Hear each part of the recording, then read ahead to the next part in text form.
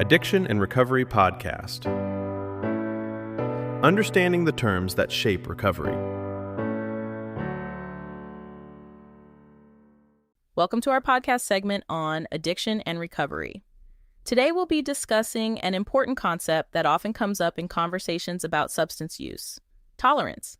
Before we dive in, it's important to note that the information shared here is for educational and reference purposes only. It is not intended as medical, psychological, or professional advice. Many people have experienced moments when they realize that what once felt adequate no longer has the same effect. For instance, with alcohol or certain medications, individuals may find that they need to consume more over time to achieve the same results.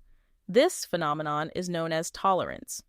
Tolerance refers to a reduced response to a substance after repeated use, meaning higher doses are necessary to reach the original effect. However, it's crucial to understand that developing tolerance does not automatically imply that physical dependency has formed. Physical dependency occurs when the body adapts to the presence of a substance, leading to withdrawal symptoms if use is stopped.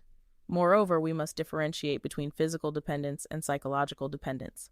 Psychological dependence involves a compulsive desire for a substance, which may not necessarily coincide with physical withdrawal symptoms.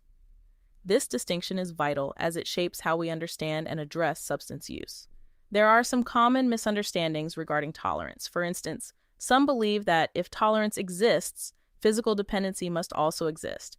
However, tolerance can indeed develop without withdrawal symptoms when a substance is discontinued. Additionally, it's a misconception that increased tolerance automatically indicates addiction. Addiction is a multifaceted condition that includes behavioral and neurological components, which go beyond mere tolerance.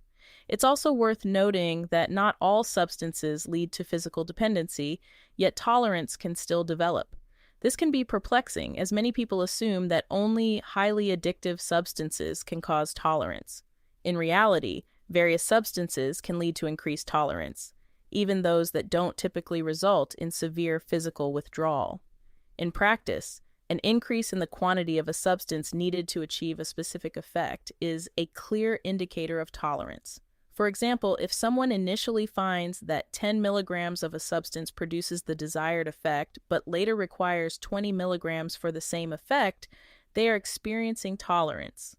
If that individual then stops taking the substance and does not experience physical withdrawal symptoms, it indicates that while their body has adapted to needing more of the substance, it does not necessarily indicate a physical dependency. The relationship between tolerance and dependency can vary significantly depending on the substance in question. For some, tolerance often precedes or coincides with dependency, while for others, it can develop independently. Understanding these concepts is essential for recovery communities and broader public health conversations. It highlights the importance of awareness around substance use and the complexities involved in addiction. For those exploring careers in substance use disorder counseling or behavioral health, grasping these distinctions can be beneficial. It can help in preparing to engage effectively with individuals navigating these challenges. Topics like this are often explored in addiction counseling education. Programs such as those offered at InterCoast colleges include discussions about behavioral health and recovery support. If you'd like to learn more about educational pathways in this field, you can visit intercoast.edu. Thank you for joining us today as we reflect on these important topics in addiction and recovery.